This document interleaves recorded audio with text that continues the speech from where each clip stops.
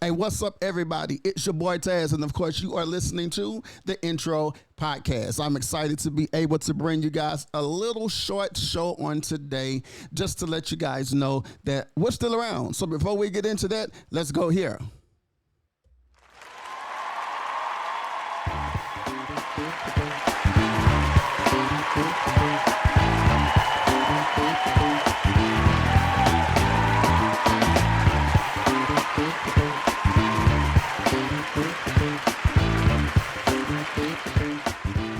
What's up, everybody? Again, thank you guys so much for being a part of today's show. Those of you who are listening and those of you who are watching us right now, I appreciate you guys for being a part of the live.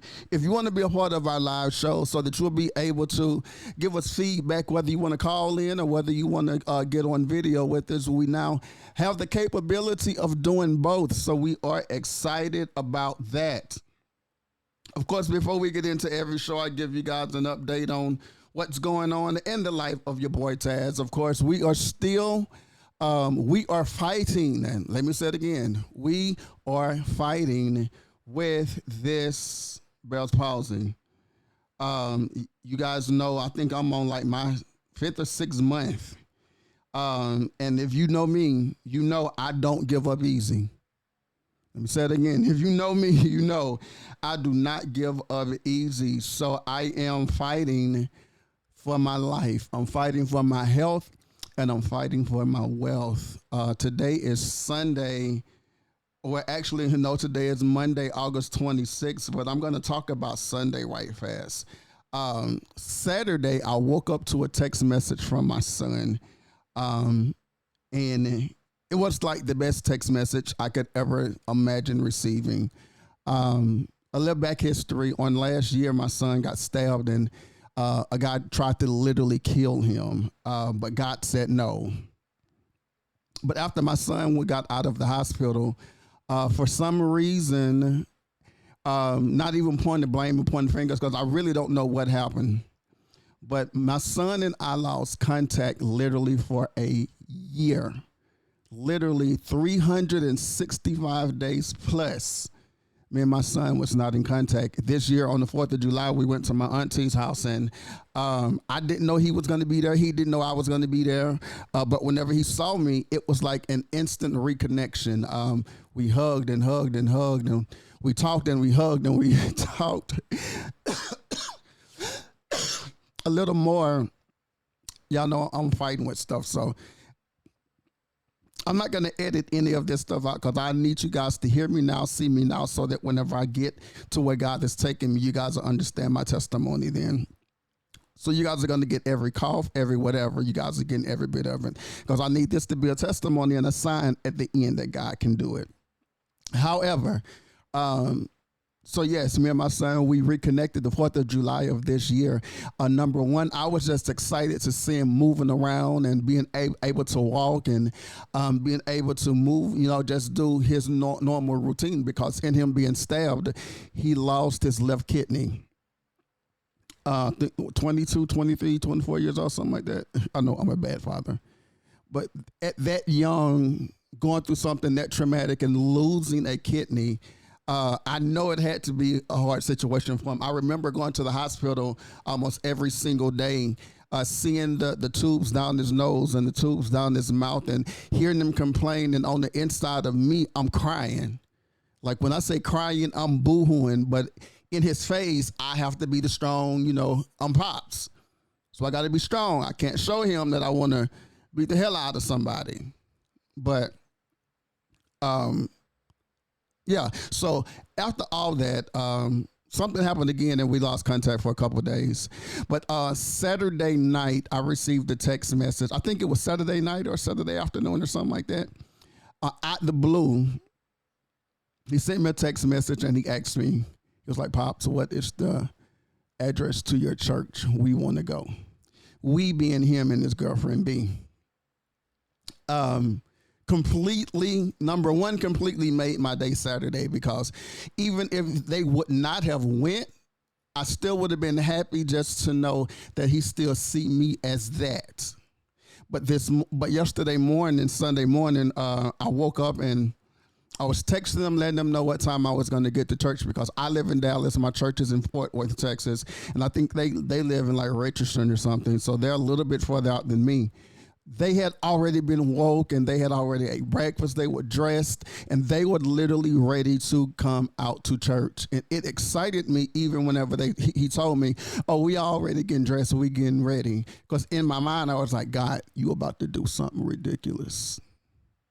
It might not be an entire thing today, but you about to do something crazy.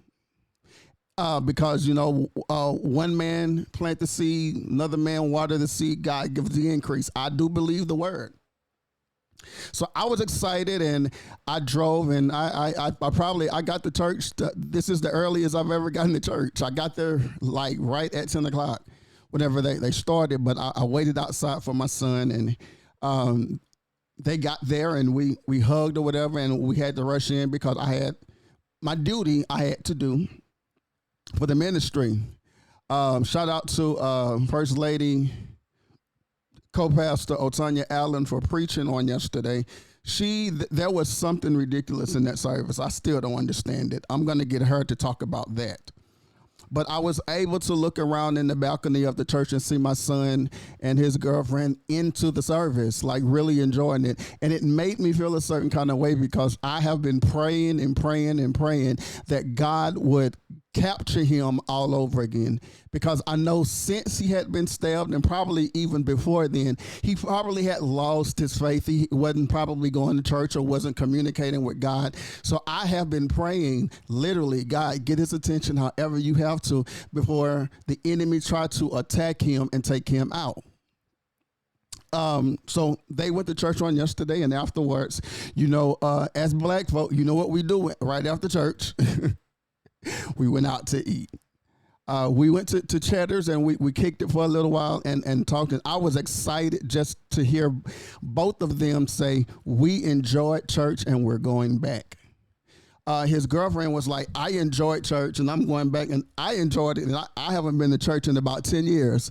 I don't know if that was a number that she just picked out of the sky or if that was the real thing. However, the fact, I was just happy and ecstatic that they enjoyed themselves at church on yesterday and that they want to come back. But she was like, they'll probably be every 2 weeks because that's a drive, in which it really is. So that gave me hope that, number one, my son still sees me as that guy. My son still sees me as the guy that when I need God, I can go to my pops. When I need to feel something, when I need that protection, when I need that confirmation, when I need to feel that wholeness again, I know I can go to my pops because my pops have a relationship and my pops is connected to people with a relationship. So that did me all the good in the world. Shout out to all the fathers that have vision for their sons and their daughters, but really their sons, and they're doing something about it. I really, really, really appreciate God for that. So yeah, that's the gist of what's going on in my life. But let's go to some news. Coming from Billboard.com, TLC concert is canceled after Tazz is hospitalized. It reads, Tazz has been forced to cancel two highly anticipated concerts due to a medical emergency involving Tazz. The news came just hours before the group was set to perform at the New York State Fair on August 23rd. In a statement shared on Instagram stories, TLC's Chili revealed the details of Tazz's sudden health crisis following a performance in Toledo, Ohio on August 22nd. Let me see if I could read it because it's a hella small. Do I want to read all that? After delivering an electrifying performance in Toledo, Ohio on Thursday, TLC was eagerly anticipating their next stop at New York City State Fair in Syracuse. However, after arriving in Syracuse, Tazz experienced sudden and severe nausea, vomiting, and intense abdominal cramps. She was immediately seen by a doctor and subsequently taken to the hospital for further evaluations. Other report says last evening, Tazz was diagnosed with a severe abdominal blockage, necessitating the cancellation of both the Syracuse and the Foxwood performances. She remains in the hospital under medical supervision, but is expected to be released on tomorrow. The doctor verified that this was not food poisoning, but an abdominal blockage. Tazz deeply regrets having to cancel these shows and extending her sincere apologies to all her fans and event promoters. The decision to cancel was made under the advisement of her physician, who required her to stay in the hospital overnight to undergo a CT scan to assess the severity of her condition. Lastly, TLC is committed to rescheduling the canceled shows and apologizes to all the fans, particularly those who traveled a long distance to attend. The group appreciates the understanding and the support of everyone. We do know that Tazz has been dealing with the sickness since forever. So we want to continue to pray for her health. Not just for her healing, but for her health. Because we understand that what she does in TLC, it's just something she's been doing forever. So I'm pretty sure that this is definitely still a passion for her. So we want to pray that she gets better and that they are able to go back into the tour or into the performances that they have scheduled in the upcoming days, weeks, months, or whatever. We appreciate you guys for listening to the intro podcast. I'm your boy Tazz. We have some more good news coming up, but also in the meantime, I want to let you guys know we are getting ready to launch a new podcast, which is going to be called Faith in It, which is a podcast for the Christian folk, or not even just the Christian folk. Why did I say that? Faith in It is a podcast for those who need to be inspired. Those who are searching for something, have questions, or going through things and just need to know how to come out on the other side. Simple as that.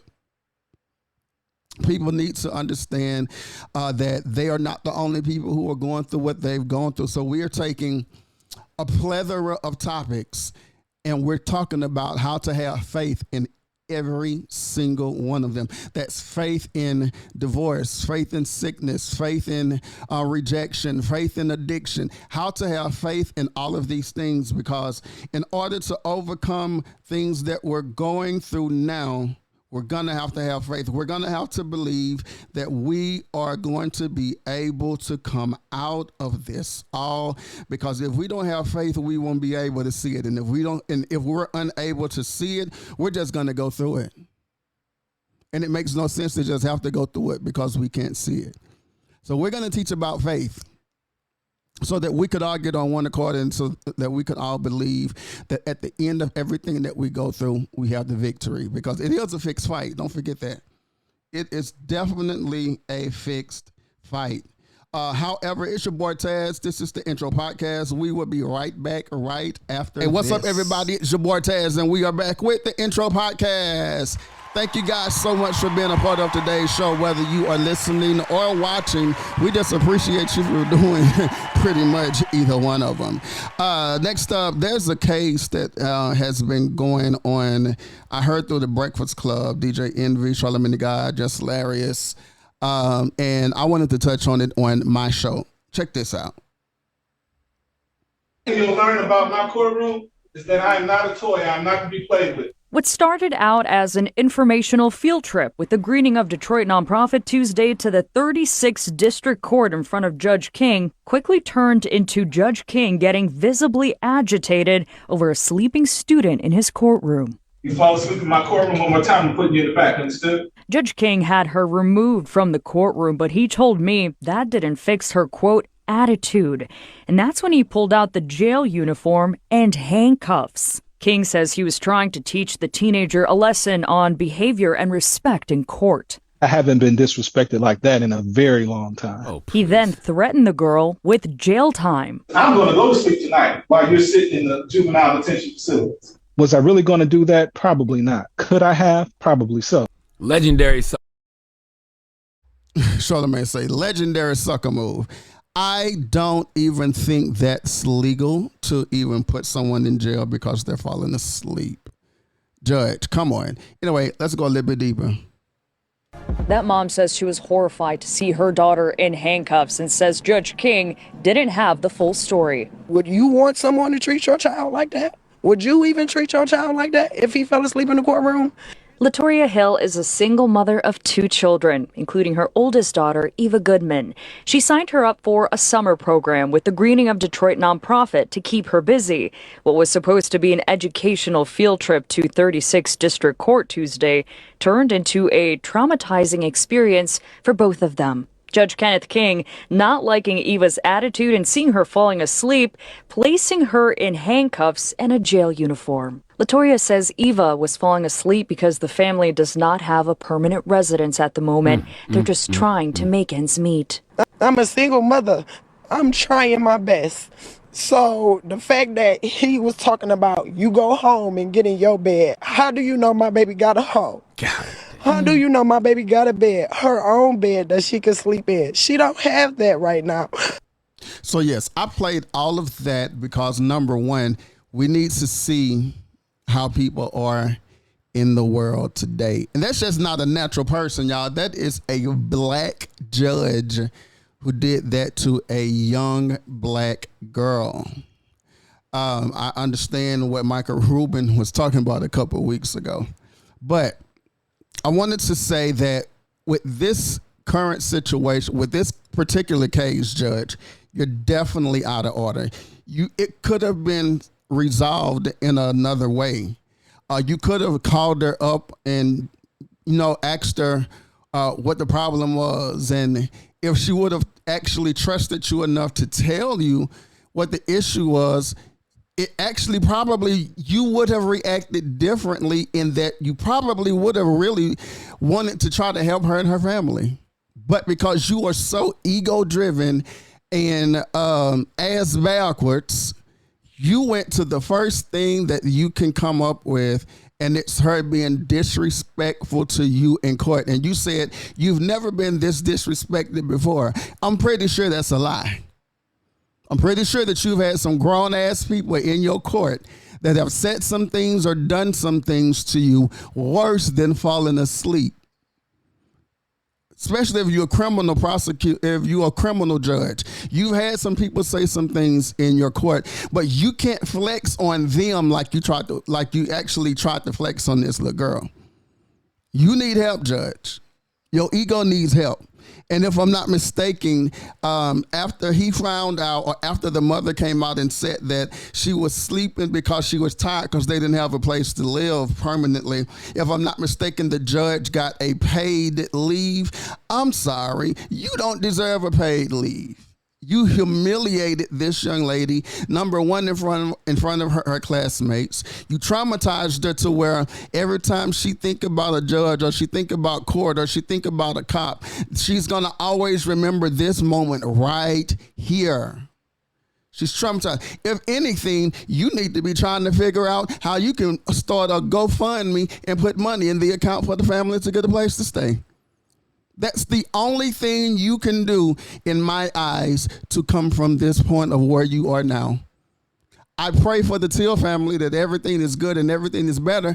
But if it's not, I'm going to search social media myself, and I'm going to search GoFundMe myself to see if there is an actual GoFundMe for the family to get a place to stay, because I don't know what the temperature is where they are, but here in Dallas right now, during the day, whenever it's 100 degrees, feeling like 118 degrees, this is no weather for anybody to be homeless. I remember, I want to say Friday or Saturday, I was out at Walmart, and I walked out, and there was a young man with all of his clothing and things in a basket, and he didn't even have to ask me for money. I just, I had literally just left from cashing a check or whatever. So I purposely kept some money in my wallet so that if I saw someone that I can bless them. So I went over and I gave him a couple of dollars, and he was telling me, he was like, I'm just trying to get X amount of dollars so that me and my 3 kids can get a room. I went on social media immediately. I need help. This man and his kids need a place to stay. It's like 100,000 degrees outside, and they need a place to go. Judge, right now, the only thing that you can do for me in my eyes, and probably in the eyes of everybody else in America, an apology is not enough. And no, we don't want your mentoring, because if your mentoring is anything like what you do in court, you are I'm not going to say that, but you suck. You suck majorly, because you should have some kind of something about you that would have allowed you to handle this situation differently. Yes, you definitely need to apologize to the little girl, but you need to apologize to every other student that was in that courtroom on that day that may be affected by what you've done to this little girl. And little girl, if you ever hear this show, or if somebody ever tag you on social media, because we're going to be posting, I pray that you and your family have the best life ever. And I'm not talking about a long time from now. I'm talking about like within a couple, whatever, that God would breathe into y'all life and breathe finances and cause people who your mom has helped in the past to come back and help them. And people who have heard this story on the radio, people who have heard this story on social media, find you guys and bless y'all.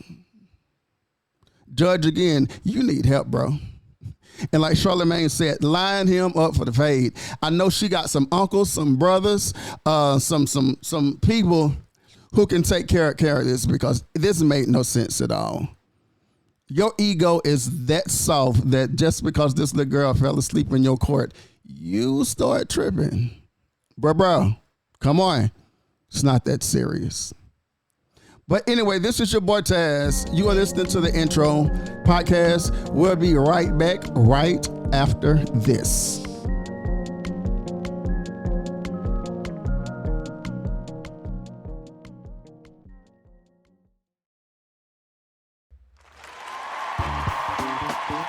What's up, everybody? It's your boy Tazz, and you are back with the Intro Podcast. Once again, let me thank you guys for listening, being a part of today's show. Those of you who are listening to us and those who are watching us live at the same time, who's interacting, we appreciate you guys for doing so. I'm having so much fun. Shout out to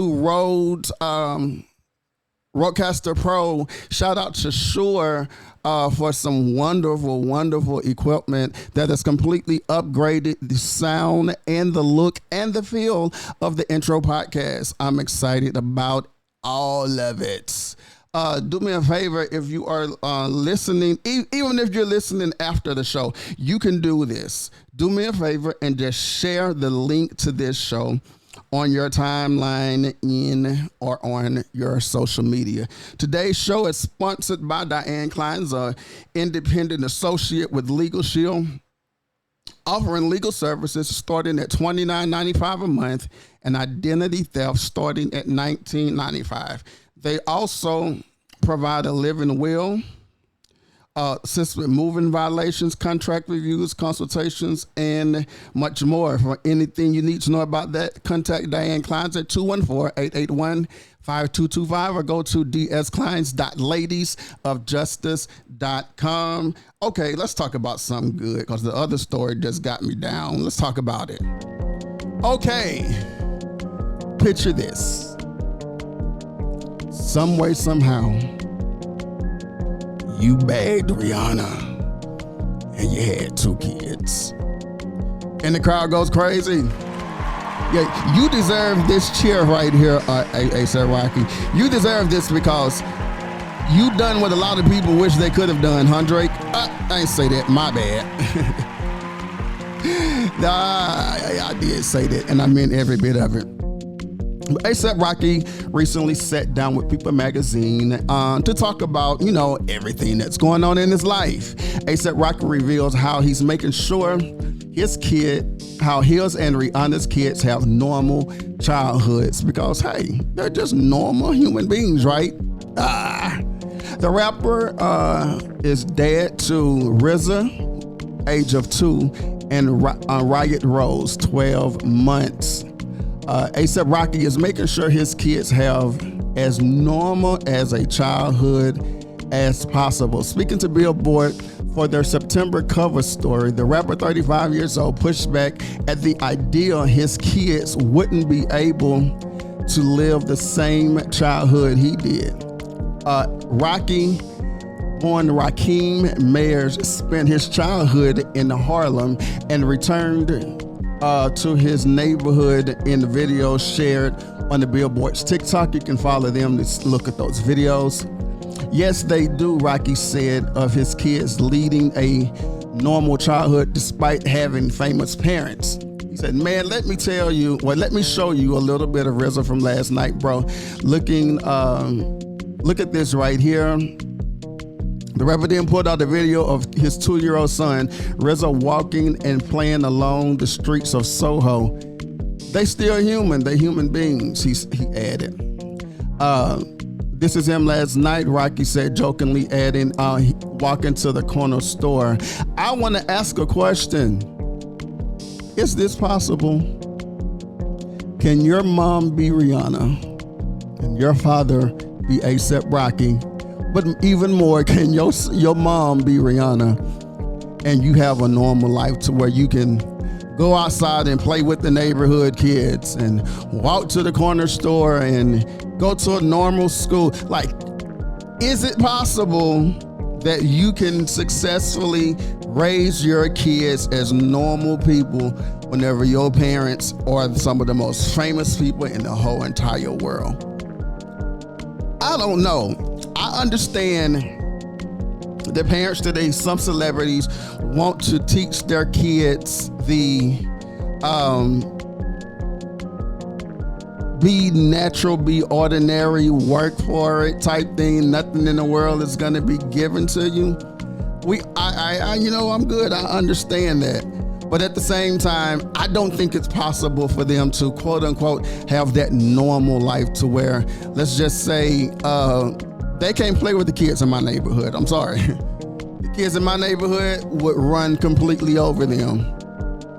But even more, with them being children of famous people, their mom and dad being as famous as they are, paparazzi would never let them, have peace. Paparazzi would never let them walk from here to Circle K or from here to QT to get a soda and come back, or go to the playground or go to the swimming pool without having a camera in their face, without asking them a million questions, even as children, as kids, which is, I understand paparazzi, you have a job to do.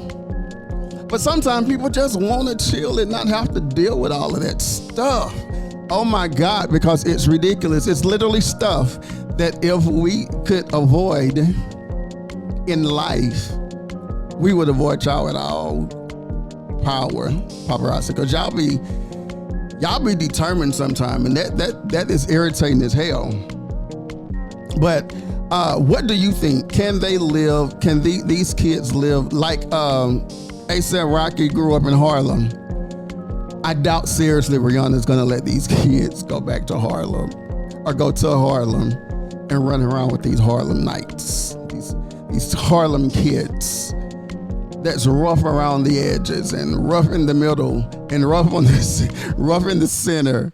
I don't think that Rihanna is going to ever allow that. And in some cases, I don't even think they should, because as parents, it's our job to work as hard as we do to make sure our kids can avoid certain situations or to afford them an opportunity to do things that we did not get to do whenever we were kids. So because they work as hard as they do now, and in previous years, they've worked hard to be able to give their kids a life in Soho, to give their kids a life in Beverly Hills, to where they are exposed to the better things in life. Of course, no, we're not just going to give you everything you want, though. You're going to work for it whenever it's time to do so.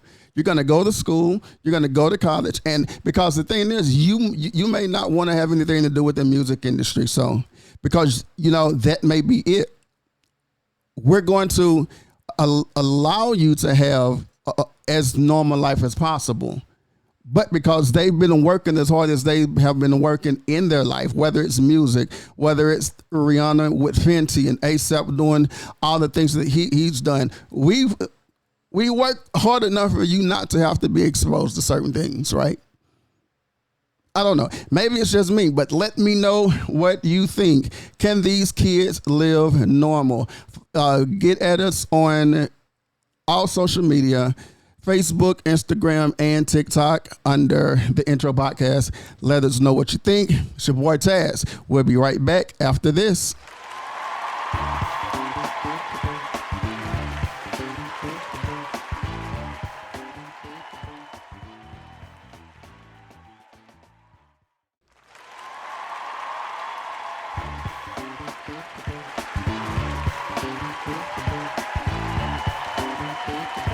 What's up, everybody? It's your boy Tazz, and you are listening to the Intro Podcast. I've enjoyed myself today. It's been a pretty good show. A shout out once again to Roadcaster, and for sure, we got some new equipment which has completely given a facelift to everything that we do here at the Intro Podcast. So I'm excited about that. In the near future, I will be bringing in my new guest host. You know her from the Broken for Purpose podcast, but she's also been a guest on here before, Ms. Glennette Nelson. She's going to be in the house. I'm excited to have her join us on the show. Also in the near future, we will be launching our new podcast called Faith in It. I want to announce my executive producer who's going to be working on the project with me, but I can't right now. But I'm excited about it, though. I'm so excited about it. It's unbelievable. Do me a favor again. Follow us on social media under the Intro Podcast. Follow me, myself. I am Trevayne, TREVAYNE, for some good music. I want to hear from you guys. Let me know what you guys think about today's show, the topics that we spoke about, so that we could air them on the next show. Those of you who are watching, again, I appreciate you guys for watching. I appreciate you guys for being a part of today. I think I'm probably going to be doing another show today also. Depends on what's trending whenever we get up or what information we get in our inbox. DFW time right now, it is 5:32 a.m. Yes, it really is. My closing thought is this. Going back to the story of the judge. Before you judge someone, figure out or talk to them and ask questions. Because maybe the way they are is because of a situation that they can't control. Maybe they're mad, or maybe they're sad, or maybe they're sleepy, or maybe whatever their maybe is probably something that they can't control. But if you take out the time and talk to them, you may be able to do so. Of course, I'm not going to leave today's show and not mention this election that's coming up is one of the most important elections of your life. They say it every year, but this year even more, because this election, I believe, is going to be as important 8 years later, 12 years later. This election here, because we have some people on the other side who are trying to take everything that we African Americans, or me as a part of the LGBTQ, women with their bodies, jobs and health care and education. They're trying to take everything away from us. And I know people are always quick to ask or quick to say we don't like Kamala Harris because of what happened whenever she was in California or whatever. Do some research on those things, and you just may find out that what you heard and the reason why you don't like her is illegitimate, because it's not even true. Some people are willing to draw conclusions about you without ever even asking or without ever even doing an investigation. Don't allow people to do it to you, but even more, don't do it to Kamala Harris. Don't do it to Tim Walz. I honestly believe that this is the perfect pair for the presidential seat and the vice president this upcoming election. I want to give a special shout out to the homie Gus, which is Tim Walz's son. He has a learning disorder or something like that, but I want to give him a shout out because while Tim Walz was up talking or giving his speech at the DNC, Gus took me out and had me crying like a little baby because Gus was up. He was like, that's my dad up there. That's how you can tell the relationship between him and his father is real. And the relationship between Walz and his father was real. Because, look, that kind of love you don't see.